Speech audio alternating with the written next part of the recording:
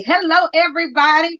Hello, and welcome to Leadership Live Week 12 with Dr. Renita and friends. And so I am so happy and elated and honored to have the friend I have with me tonight. But first, let me start off with, for those of you all who have never, ever checked Leadership Live out before and don't have a clue who Dr. Renita is, let me say hello. I am Dr. Renita L. Webb, educational leadership strategist, and I am an author, a speaker, a trainer, a workshop facilitator. I am a coach. My clients have gotten on me. They told me I need to tell people that I coach. So it's one of the big things that I do and I enjoy and love so much. I am a coach. I'm a leadership coach. I am a producer, an event producer, and also a show producer. I have 3 shows right now on Facebook and YouTube. I am a wife, a mother of four, 2 kids I birthed, 2 kids I own, and one of my books is Stepmom: Trials, Tribulations, and Triumphs. It's a great leadership book, and it talks about a blended family journey. And leadership is the main thing we talk about there. I also am the author of While You Are Sleeping, The Perfect Children of All Ages books, and it is a perfect bedtime story. And I am elated to be here tonight. Also, I'm a queen. So I am the current reigning Mrs. Black North Carolina. I am also the East Coast USA Talent Performer of the Year and the Elite Southern Charms North Carolina Ultimate Grand Supreme. And tonight I get to bring to you another queen. So she may not wear a regular queen hat that you see, but she is a queen in her own right. She is fabulous. She is amazing. And I'm going to go ahead and bring her on in the room. Here she comes. Dun, dun, dun, ba, ba. Dr. Siti Lowery. Hey. Oh, hey. Oh. So the crowd had a special dance for you today. It went beyond. Hey. Well, hello.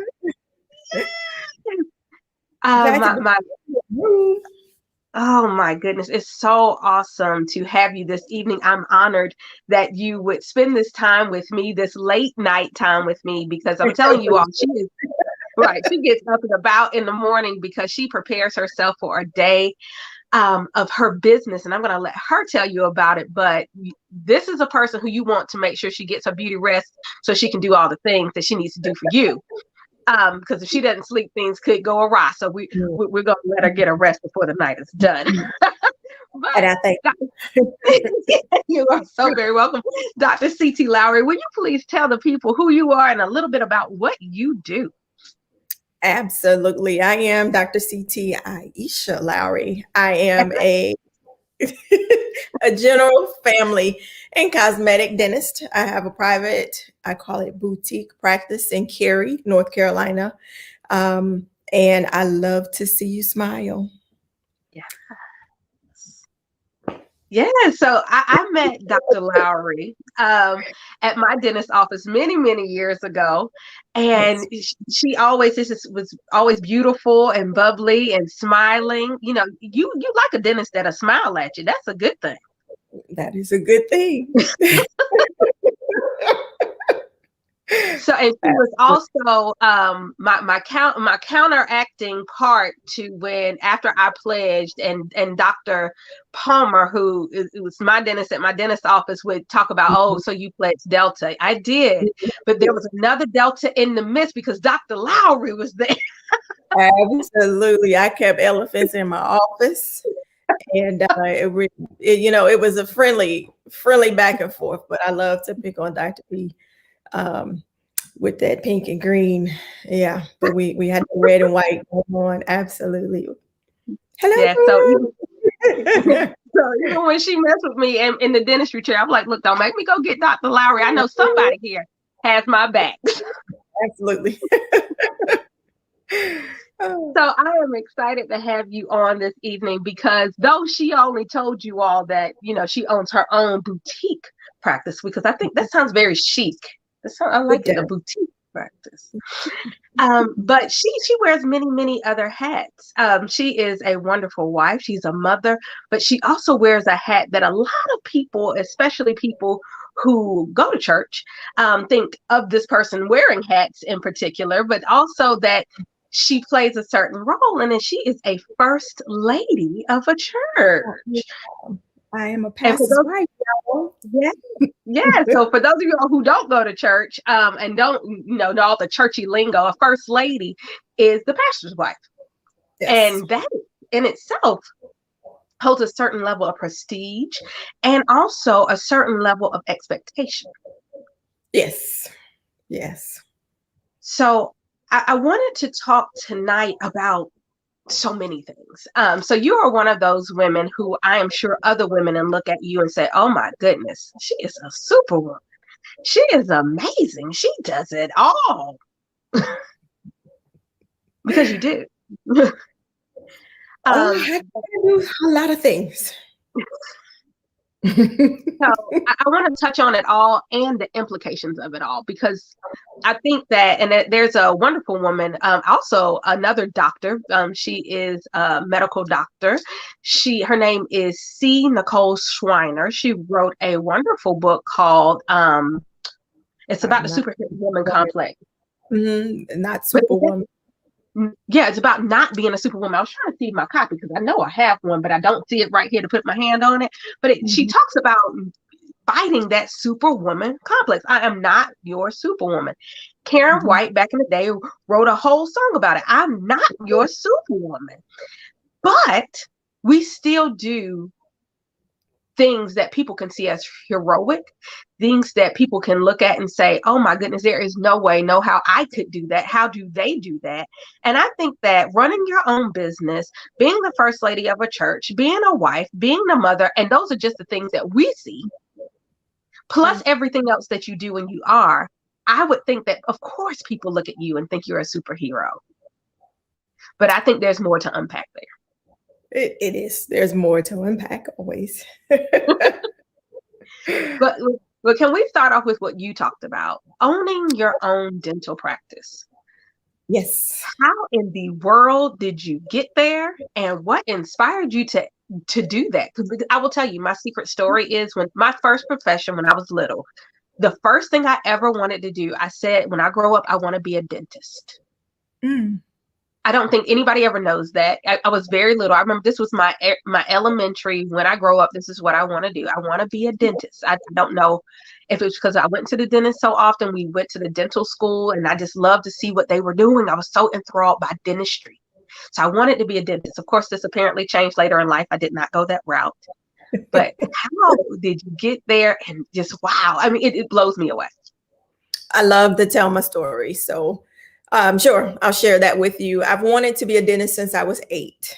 And I stuck with that story and fulfilled that dream. And I have tapped into several different aspects of dentistry before becoming my own boss. I did hospital dentistry for 2 years and loved that experience because I worked on cancer patients. I worked on patients in the operating room, saw some major and extreme surgeries, and had a chance to make a difference in hospital dentistry. Love that aspect. I went then from there to public health dentistry and absolutely loved my time that I spent in public health dentistry. And I worked with the underserved community, in a community where there were times when patients were so grateful that we were working with them and going above and beyond their expectations, that they would gift us with vegetables, hand knitted towels, just a genuine thankfulness. And I will forever be grateful for that opportunity. And then I moved on to what I thought was my end all be all, where I was an associate with Dr. Palmer, and absolutely loved that experience. I thought that's where I was going to serve out my time in dentistry and be with her forever. And then I started to get an itch. And I guess I would call it the entrepreneurial itch, and wanted to know, can I do this on my own? I had no idea what it meant to do it on my own. I was doing my best to look at, and I still think of Dr. Palmer as my mentor, but I was watching her and seeing what she had, and loved hearing her stories, from where she started from, and what it took to get to where she was. And then I started wondering, can I do this on my own? Do I have what it takes? I don't even know where to start. And one day I had that discussion with my husband, and I said, well, what I don't want to do is wake up years from now and have that, oh my gosh, could I have done it? So he said, just make a plan, set a date, and we're going to do it. You say you want to do it, let's set a date and do it. And it didn't quite work that way. I have a saying now that says, you want to see something happen to plans, tell God, this is going to be my plan, because I didn't get the time that I thought I was going to have to slowly fall into being my own business owner.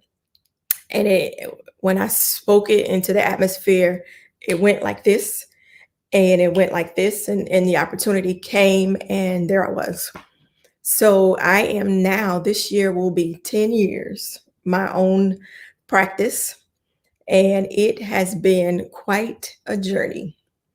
And some days I walk into the office and go, wow, I did this. And that's where we are. Wow. Has it been 10 years? It's been 10 years. In 2011, I flipped the light switch on. Oh my goodness. So I tell you all that she used to be at my dentist's office. Like I used to see Dr. Lowery, when I got to talking junk with Dr. Palmer, and it's once again always all in love. I always used to be able to reference. I'm like, but then one day she wasn't there. I'm like, what? In my 6 months, where did she go?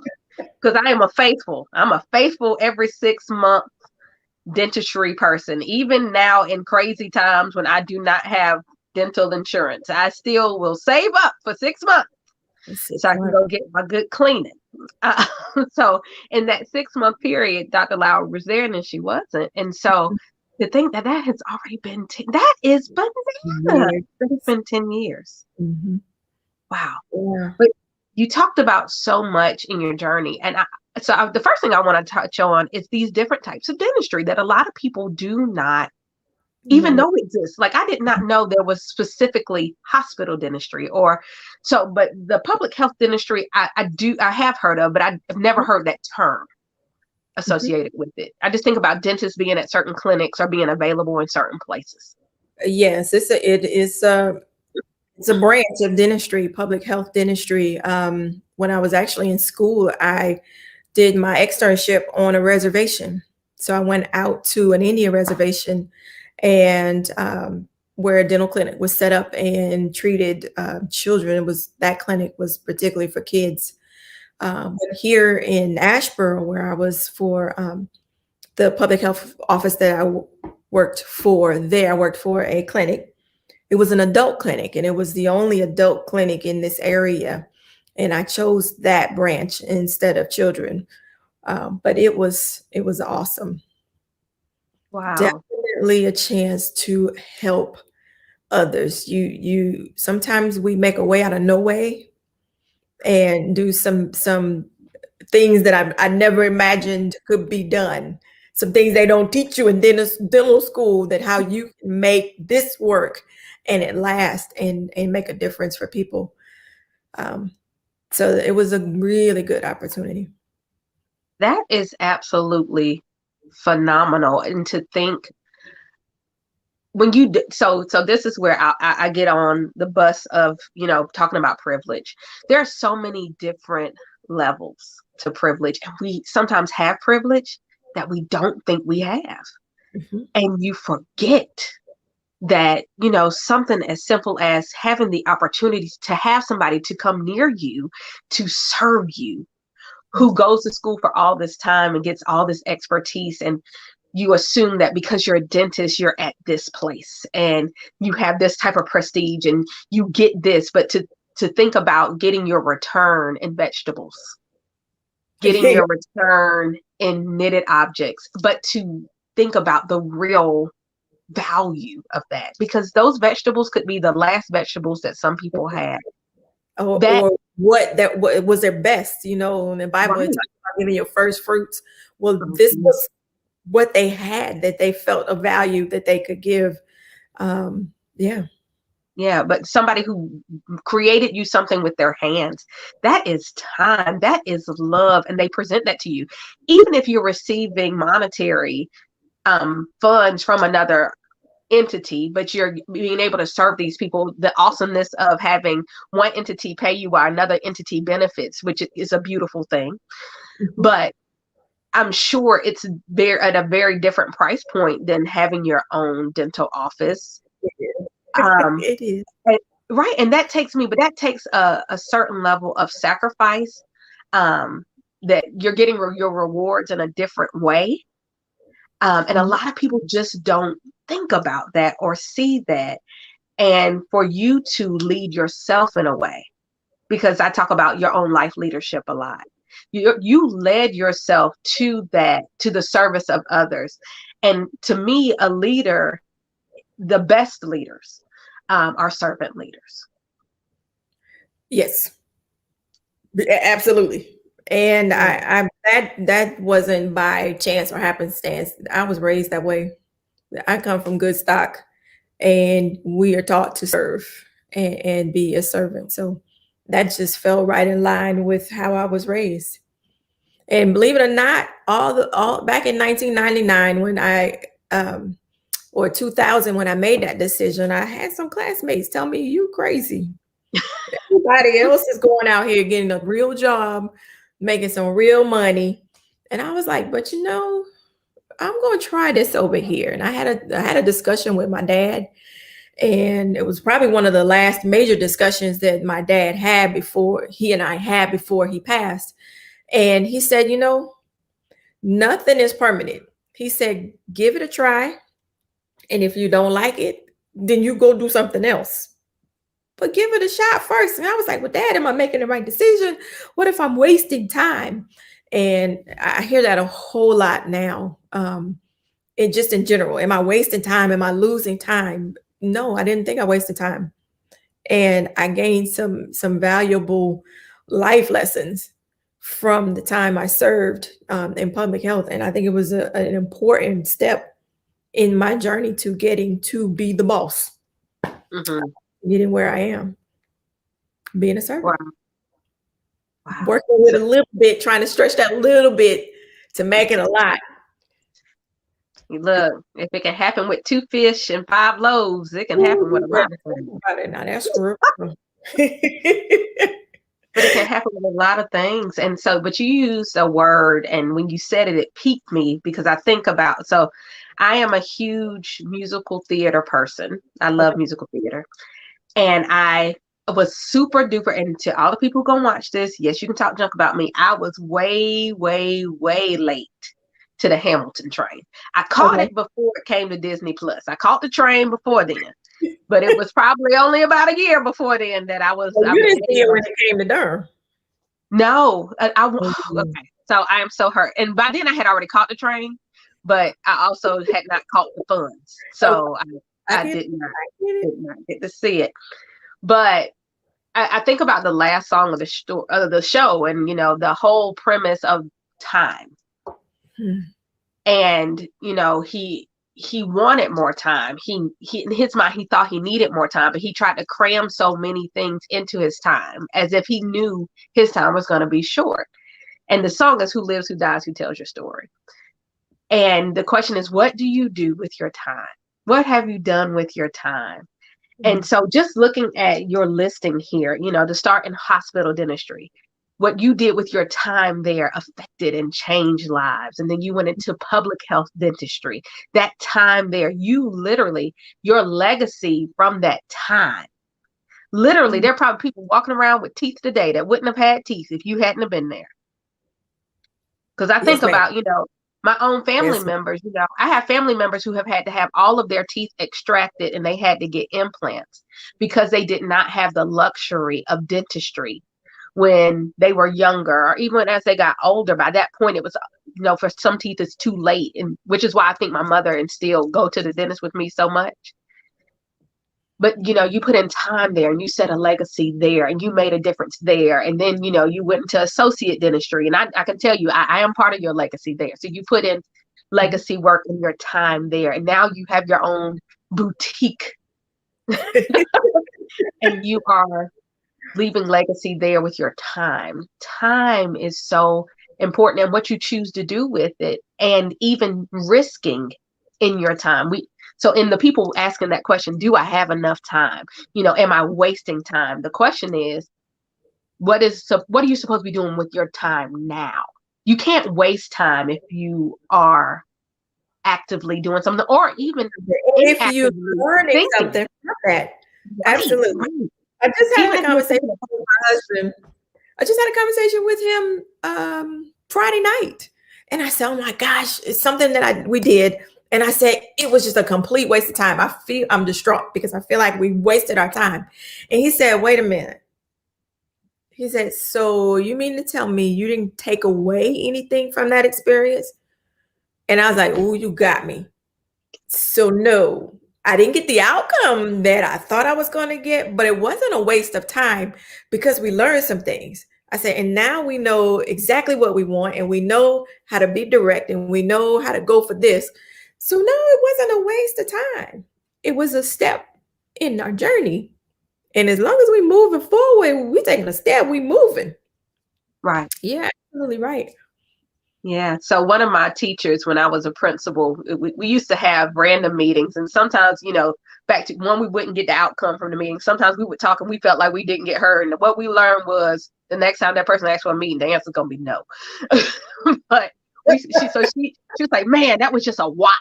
A what? What is a what? Just a W-O-T, a what? It was a waste of time. It was a waste of time. But sometimes, you get into these places, you get into these conversations, you get into these meetings, these moments, you just feel like you're spinning your wheels, and it feels like I didn't move anywhere.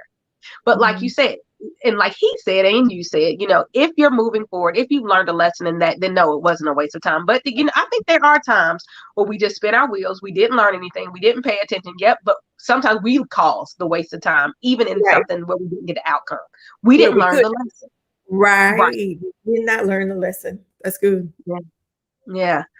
So you're doing all of these things. You're making, not say just made, but you're in the midst of making this incredible impact in dentistry all over the place. Because the fact that you have taught me 2 different types of dentistry, and when I was little, I didn't even know those possibilities had I gone that route and been a dentist.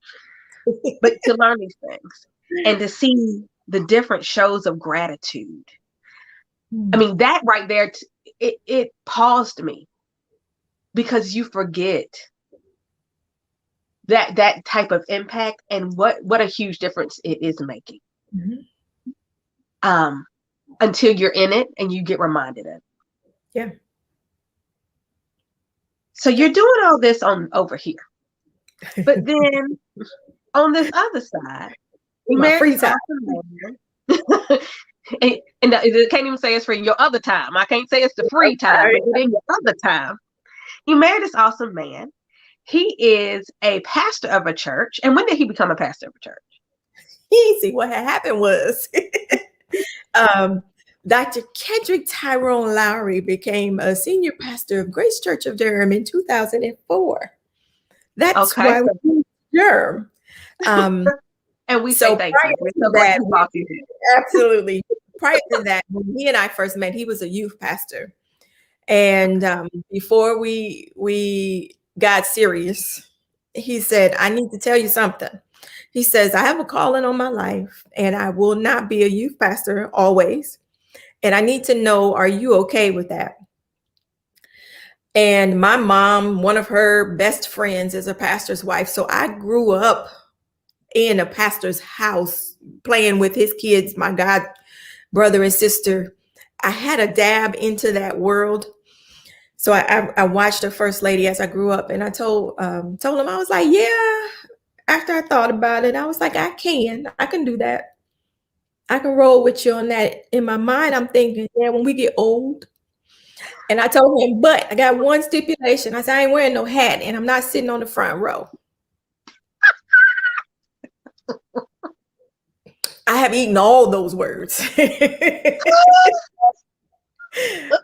I've had to eat them all. I said, well, prior to COVID, I sat right there on the front row, and yes, I wear hats now. And he hit me with it 2 years after we got married. He said, it's time. I said, time for what? And he said, it's time. I've been called to do what? I promise you, I'm hearing this "it's time" in a Mufasa voice. Or Yeah, Rafiki. you heard it. I hear it. I was like, Jesus. I didn't hear burning bush. I need real signs to cry it. Strike the rock, the water, something, cry out, you know. And he was like, it's time. And I said, oh, well, I done signed up for it now. So bring it on. Here we go. And here goes the second hat. Wow. So in 2004, so this was prior to, so where were you in dentistry at that time? So were you still working at public health dentistry? Yes. Yeah. When we got married, I started public health dentistry. So when we came to Durham, that's when I left public health and became an associate. Okay. So I'm just trying to see where these paths were going at the same time. And it was all God. It was definitely, it was divine intervention. And I will tell you, we made the decision to come to Durham. And I told one person that I was moving to Durham. I said, I want to work in a private practice and I want a female boss. And that one person, he said, he freaked out. He was like, oh my gosh, I got the perfect person. I know who you need to know. And I was like, okay. I said, well, you can't tell nobody because everything is undercover in dentistry when your job stuff. And he said, I got the perfect person. And it was Dr. Palmer. I had one job interview. That was Jesus. And that's the same thing when I went to get my practice. One person I told, it made one connection, and it was Jesus. Divine intervention. Absolutely. I can't take credit for none of this. Absolutely none of it. That is God. I can't even just say that's amazing. That is God. That's how God moves. That's how God works. Yes, it is. But your obedience in becoming these two roles at once. So you became an associate dentist in a dentistry practice, a private dentistry practice, at the same time that you became a first lady and you started wearing these two new hats. Yes. I would venture to think, and you can tell me if I'm wrong, that taking on the associate dentist hat may have been a little easier than the initial first lady hat. Oh, absolutely. Absolutely. And yeah. So when you walked in, and I know because I know you're a smart woman and I know what you do. Well, what women do typically when they're leading and they're walking in and they're going into a situation. I'm sure you observed to try to see what the expectations were. Mm-hmm. What were the initial expectations of you as a first lady?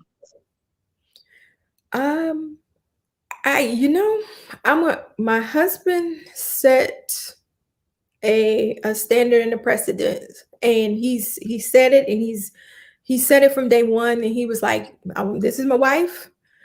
She's a dentist.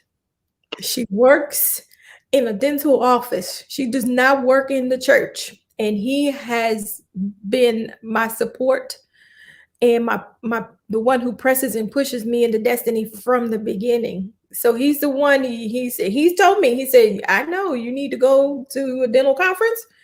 All right, you won't be in church on Sunday. And he's let me have that identity outside of church. And because of that, I don't mind throwing on my church hat. And sometimes I tell the staff, all right, y'all, I'm switching. I got to go. And Tuesday nights is Bible study night. So they already know I'm not playing. We got to get out of there. I'm throwing my church hat on. It's time to go.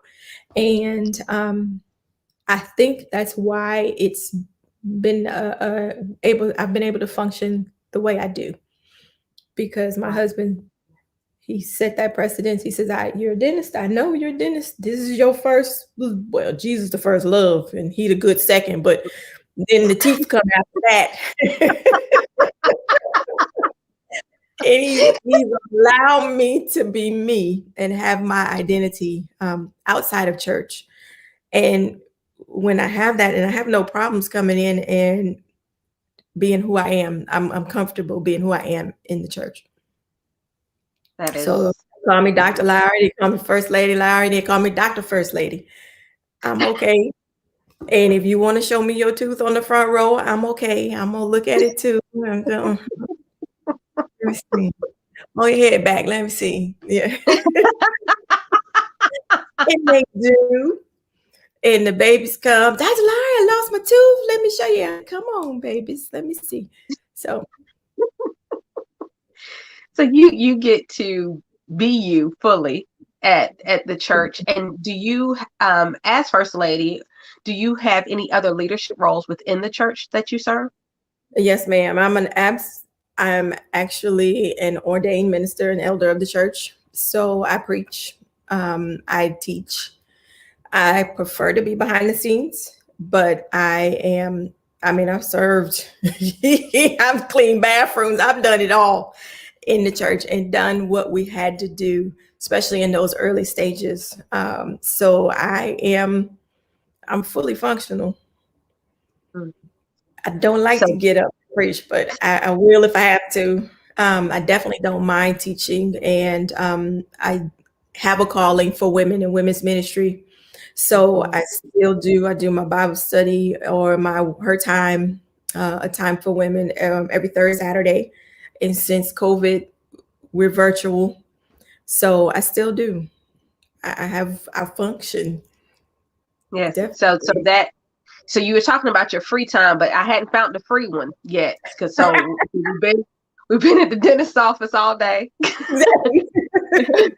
And then we went to church. And I know at least Tuesday nights we're out. So we're there at the church on Tuesday night. Third Saturday, we're running the women's ministry. Sometimes we're preparing our sermon for Sunday. Yes. Sometimes we're doing whatever we need to do for the church, because that servant leadership has not left you, because like you said, you were raised that way. So that's going to be in you. If you see a dirty toilet, it's nobody else is cleaning it, you're going to get the toilet brush and the squeegee stuff, and you're going to get it out. So, okay. So we were at church. We were at the dentist's office. Then we went to church. Mhm. And there's this beautiful little girl in your life too, isn't And see, I have two. So it? I like how you say it. I have my miracle child, Layla. She's 8 now, and that's a whole nother story and testimony. When you want to do that show, call me back. I can talk to you about the difficulties of child having children and infertility and then heart failure. That's Wow, the wow. miracle. And just when the doctors told me no more kids, my oldest, my niece, came to live with us. So she's the one that I own. Mm-hmm. Uh-huh. She's my bonus child, and she's my oldest. She's almost 21. Lord help us, Jesus, keep us in prayer. She'll be Oh, 21 in a couple more weeks. we have 21 and 22. The two that I own are 22 and 21. So we can have a whole conversation about that. So, And ooh, 22 lived in the house. oh, Mm-hmm. Mm-hmm. So yeah, we'll do a part B show on yes, being a yes, mama. And I mean, we can also double down on that infertility talk, where we can have that discussion as well. I'm there with you. So yes, ma'am. Yeah. yes. So But yes, ma'am. so yeah, so you've been at you were at the dentist office, and then you went to church, and somewhere in there are these two beautiful ladies in your life. Mhm. My my Yes, my. mine. And yes, sometimes I have to stop it all. Today I thought I was gonna get to work on notes, and Layla was like, "Well, Mom, I need you to can you just sit here? You just want me to sit next to you? Can I sit at the table so I can do what I need to do?" And she's like, "I need you right here." And sometimes I have to stop and do what I need to do. Yeah. And sometimes that is just stop. Be a mom. Mm-hmm. Be a mom. Friday we had to roll out, and I said, "Well, what are we gonna do?" She just needed time, so we went. We got an ice cream, and we went and sat at the parking lot over there at University and looked at the murals on the wall and ate our ice cream, and we just caught up. I'm saying, so what's going on in the second grade? Tell me, girl, what y'all doing? What y'all talking about? Math? Yes. Let's do some timetables and give them my undivided attention. And sometimes you got to do it. Wow. So you are a wonderful picture of priority. You are also a picture of the non-existence of balance. Mm-hmm. Because I don't think that there's any way in the world you can give your all to all of those and be balanced at the same time. Something is not getting 100% at that time. Absolutely. And I'm learning that that's okay. That's And okay. that's okay. Yeah, my school counselor, she used to, I don't know what training she went through, but it was something. And she came back with the term, and that's okay. And that was some point in time, we all just quoted her, you know what? And that's okay. And you can't do that today. You know what? And that's okay. You about to cry right now? Go in the closet, go have your moment. And that's okay. It's okay. I like that. It is okay. We all have buttons. What? Because we declared she had her own day at one point in time. I believe it's March 2nd. It's on my calendar. We declared it her day, and we all had buttons that all said, "And that's okay." Because Okay. it is. Oh, I love it. You're gonna get an F on this test. We had to tell the students, you know, you're gonna get an F, and that's okay because that's what you earned, and that's what you're gonna get today. But we're gonna work better, and we're gonna do better later, and that's okay. We're gonna learn. We're gonna learn. So, in all of this, I have to believe that there comes a point where it's a lot. Mm-hmm. Because any one of those by itself is a ton. Like, I'm sure there are people watching today saying, well, being a dentist is it. Like, how in the world are you doing anything else? I mean, so I told somebody this. My So people, office hours are oh, hello, come on, Big Red, 9 to 5. 7 till 4:30. No, don't show me no at the 4:30. I am a comedian too on the side. That should be another hustle, but Look, if you ever need it, it's there. It's at the ready. But I talk to people about, they talk about they don't care what other people think. The truth and the reality is that you do in some way, shape, or form. And my example is always, or you wouldn't brush your teeth. You would not brush your teeth if you did not care what other people think. Because a great hygienist came to me one day, and this was at school. She came to speak to the kids, and she said, you brush your teeth at night for your health, and you brush your teeth in the morning for your friends. That's Dr. Renita. That's pre-COVID though, with people I know, wearing now you just need to handle it. Because now you brush it for yourself, because mass breath is real. That's right. Mass breath is real. Yeah. Oh, don't eat the wrong thing and slap that mask on. Oh, my. That is so true. But so I say all that to say, anyone would say that, just being a dentist is huge. I mean, I can't imagine being in mouths all day and then not just wanting to take a break. Like, I don't want to hear anybody talk. I don't want to smell anything that comes out of anything in your body. Like, I just can't. I would need a break. But you don't. Then you go to the church and you preach, teach, learn, support, grow, push, empower at the church. And then you're at home and you're doing those exact same things at home, and you are even succession planning, because that's what I say I'm doing with my kids. I'm succession planning because I need you to take my roles, some of the roles that I play in your life right now. I need you to be able to do that later. So I'm helping plan for you to take that leadership role. I'm gonna still be your mama, and I'm still be here for you. But there's certain things when you get to certain ages, I'm not doing for you anymore. You should be able to do them for yourself. Right. You are doing all that. Wow. And when is enough enough? That's a good question. And I'm going to be honest, in my 48, I can say 48 now, I had a birthday. In my 48 years, I don't know if we know when enough is enough until we know. And I like to think as the older we get wiser. The important women in my life have instilled in me that we should get wisdom and gain wisdom as we get older. And you get to a point where you go, you know what? Enough is enough. Mhm. And I had some moments, and I don't mind sharing, but I had those moments recently when I said, I can't do anymore. I got nothing else to give. And oftentimes, teaching and mentoring others, we talk about pouring out of an empty cup. Mhm. And you cannot continue to pour if your cup is empty. And I think when you're beyond enough is enough, when your cup is empty and you've got nothing to give. And I had some moments and I said, you know what? I can press and I can be a superwoman and I can do it. I know I can do it because I've done it before. I fought through what I was feeling and going through so that I could get this schedule done, so I can see the patients, so I can not let anybody down and not feel like worried about my staff and sending them home early or whatever it is. I can do it. I can press through it. But why? If it means I got to go home broke down, so by the time I get back to the house, there definitely isn't nothing to give to my family, my crew. Um, Enough is enough. Mhm.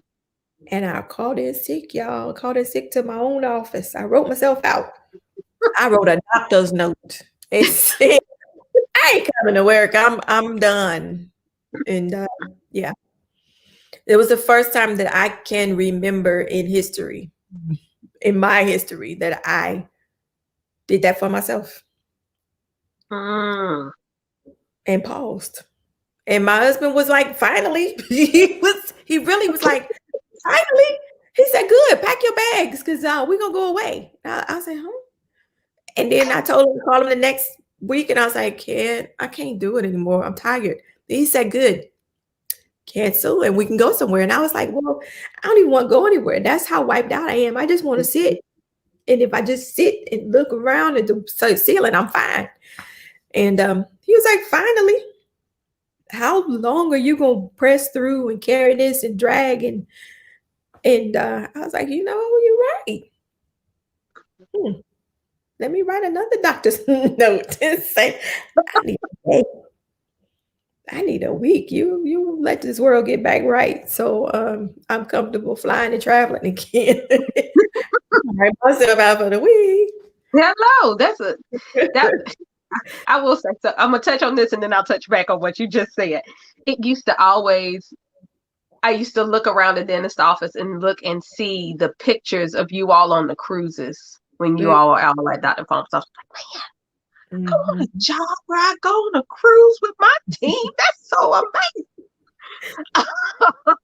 But and I know I don't know that you all were always just going just to chill, but the fact No, being that they were dental. We were going, getting continuing education, um, taking courses or taking a class or a conference or something, and getting some leisure time in there too.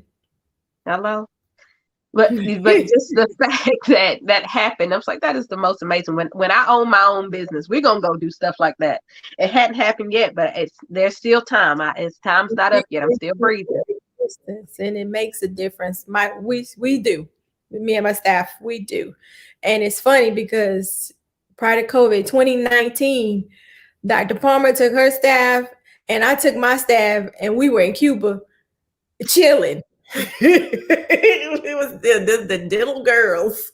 We were Why do I hanging remember that? Because I out. remember asking Angie to bring me something back. And I don't think she did. And I saw her make a heart on here. So that means, Angie, you're watching. Angie, you still owe me something from Cuba. And I want it. I remember that was a coincidence. I was like, something, and I'm going up to Cuba. Wait a minute, y'all going too? Oh my gosh, how hyped is that gonna be? We going, yep. That was good times. But it makes a difference. It plays, it boosts, it increases the morale of the office, um, exposure. And I learned this from Dr. Palmer because when I incorporated that in my own private practice, it was staff members who never had a passport, who had not flown on a plane, who did not own a suitcase. And Mm. I told them, you got to be ready at all times with me, because one day I came in the office and I said, who got passports and who can travel next weekend? And they were like, why? I said, because we are going to Aruba. I found the room, the flight, and it's reasonable. Y'all down? And so it increases the morale. They look forward. Where we going next year? We work hard, so we play hard. That's the motto. Let's work hard so we can play hard. Look, you just So let me know if you need a resident leadership coach at the practice, because my passport is at the ready. I got my suitcase. I am down. I can do a little mini seminar when we get there. I got you. Just let me know.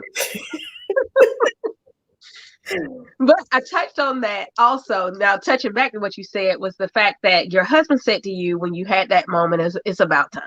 it's just time. We're finally. Right. It's amazing how other people can see it. See my weariness. And even tonight, and we're laughing at the dinner table, he was like, "You're grouchy." He said, "You may not even know how grouchy you were." And I said, "I didn't." I said, "But I knew I was on the edge, and I could feel myself." And I was like, "I'm off. I'm on the edge. Something's going on." I didn't know that I was experiencing system overload, that Mm-hmm. I was reaching my breaking point. And he was like, "Well, I'm so glad you finally realizing." And I said, I gotta relax. I gotta pause. I gotta breathe, and I gotta reset, so that I don't get to that point again. And that's where we are now. I'm gonna work on my stress, getting my stress down. I can't do it all. Yeah, And power, hey, and that's okay. it's okay. Leaders have to understand that there is power in the reset. And There I is think that's a big part of being leadership, when you realize, hmm, okay, my multitasking, I ain't on point like I need to be. Let me push back for a second and reset. yeah, and we may even need to question whether or not we need to multitask. We talk about that.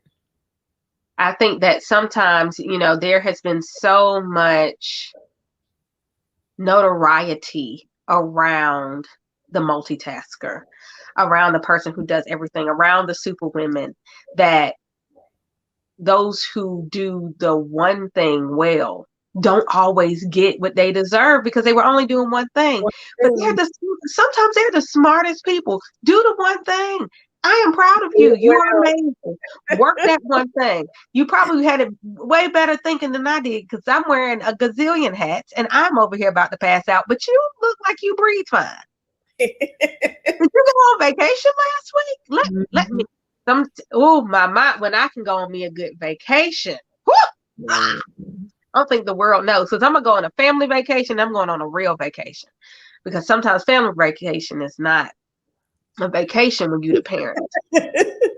Well, I have a hard time of my husband say we're going on vacation, and then I plan out every single minute. I'm like, okay, now we're gonna go see this site. We got this tour to do. We got to be back because then we're gonna go to the restaurant. We're gonna do this, this, and this. And he goes, "I'm tired. Let's not do all of that." I go, "Well, what do you mean?" He said, "Because you don't know how to relax." I'm gonna learn how to relax, y'all.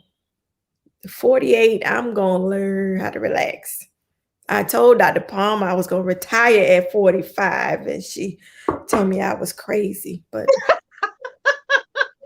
I used to tell people I was going to retire from education really early. I said, I'm going to be that person. I'm going to retire and I'm going to be good. And I don't know if I retired from all types of education, but I think I am officially retired from the traditional school building. I don't think I'm going back. okay. But I didn't like take a settlement. Like, it's not like I just retired and chilled. Like my mother is retired, and she tells me she drinks coffee, and she says it like that. Why she feels the need to say it like that, I don't know. But she said, yes, I drink coffee in the morning because that's what retired people do. And I binge watch Netflix all night because that's retired people can do that. So I'm not at that page of retirement. I'm at a restart. I need that. I always said I have to make a career of me. I do. And I want to do that before I'm old and decrepit or whatever, can't do nothing, go nowhere. I'm gonna get my second kid jumping off. So I understand what you're saying. Yeah, I haven't hit that level of retirement, but I'm in this reset of a new thing. But sometimes even in this, and even then, I didn't, like you said, I didn't know I was worn down and that I was getting edgy and getting cranky until it was at that place where it was like at blow up level. Right. And my husband probably said something, but I treated him low key or high key, like he didn't know what he was talking about. I got this because of people around you can sense. Oh yeah. Oh wow. Yeah. Sometimes they don't say anything because you haven't proven to listen. Nah, yeah. Yeah. And I think as super women, sometimes we definitely fall into that because you're not going to tell me what I can't do. You're not going to tell me what I can't do. I got this. I can handle it. I've done it before. And just because you've done it before doesn't mean you need to do it again. And that's that moment where you probably didn't learn the lesson. Just because it was successful, just because you made it through, doesn't mean you need to continue doing it. That's where, I said that earlier. I was like, I could push through and keep going. I've done it before. I can run on empty and make it happen. Yeah. But there's the comment here, reset. She also said, and refuel. And sometimes let me add to that. We need to reset, refuel, and reevaluate. And say, did we really need to do all of those things and play those roles and take on all of that right now? Right. That's good. And I think that in that moment, if we reevaluate and say, we don't have to. So we talk about the ram in the bush. Does God have a ram in the bush somewhere? Is there somebody who I'm supposed to be teaching how to do this real quick? And I'm going to be okay with however they do it once I teach them how to do it. And I'm going, in the great words of Debbie Allen on A Different World, relax, relate, release. I'm going to hit it. And I'm going to let them have it, whoever they are. I'm going to teach them what I know. I'm going to hand them my wisdom. This is where, when I talk about succession planning with my kids, I have to get over the fact that they don't clean their room like I would clean it because I'm succession planning. I'm teaching them how to do it. And sometimes I have to reteach skills, but I'm going to teach that thing because what I'm not going to do for the rest of their lives in any way, shape, or form is keep cleaning their room or keep making their bed, or even for that matter, keep brushing their teeth for them. Learn the lesson when you go to the dentist's office and you got a cavity. I told you to brush. I told you how to brush. I showed you how to brush. I'm not going to brush your teeth for you at this point. You got this. I'm succession planning. So even in some of these other things where we've been so successful, we did it so good while we were doing the other 52 things and everybody loved it and they all commended us on how we did it and how we made it happen. We were doing 67 other things and we got the award and we got all the accolades, but why in the world are we going to do it again? Because we were also losing our edges when that was happening. Then, broke down, going bald. Yeah. No.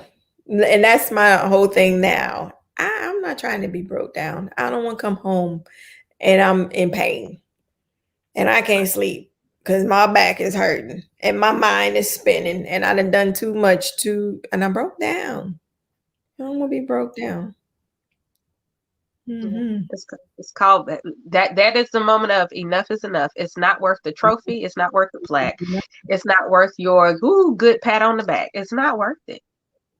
And I think, we as women can be so disappointed in letting people down. But I think people are people and they done been broke down at some points too. And they gonna understand if you just say, I was tired. I couldn't add that to my plate.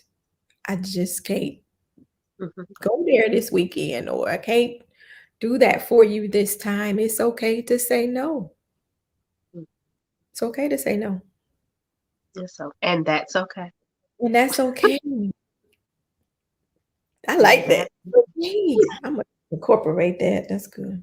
yeah. Her name Right. is Stacy Kennedy. She's amazing. She's still a wonderful school counselor. Stacy Kennedy. She is an amazing school counselor, but I really don't know where she got it from, but that's who I always credit it to. And that's, That's okay. yeah, I try to, give credit to the quote. Yes. So Stacey Kenny, and that's okay. And I think that that's a good place for us to land tonight. So we're almost right at our hour mark. All right. Try to keep these around an hour. But in all your amazingness, and you are just that, you are amazing and I phenomenal and appreciate blessed and favored. prayer. And we will. But even in that, I think some of your super strength is shown in the fact that you said, Mm, full stop. it was scary. Because I was like, ooh, I ain't never done this before. But then the second time it felt good. I was like, yeah, so call my office manager and say, let me tell y'all, I ain't coming to work next week. Fix that. Okay. And I think it's gonna get easier. Yeah. When I realize I need the time, I need the time. I need to Mhm. breathe. And I it's need to not live. you need to, that part. I need to live. You need to live. Mhm. Absolutely. Absolutely. Thanks, Miss Karen, because I'm using yours and that's fine. Miss Kennedy, look, she's amazing, and that's okay. And that's okay. So is there anything you want people to know about, you have going on that they should know about, or how they can help with, or they just need to have on their radar? Absolutely. If you are in need of an amazing family dentist, we see the entire family from the age, say 3 up to 103. Come on out to Cary. We're on the derm side of Cary, but we are accepting new patients. Would love to see you smile. That's my passion. I've wanted to be a dentist since I was 8 years old, and love to help people. Love to see you smile your best.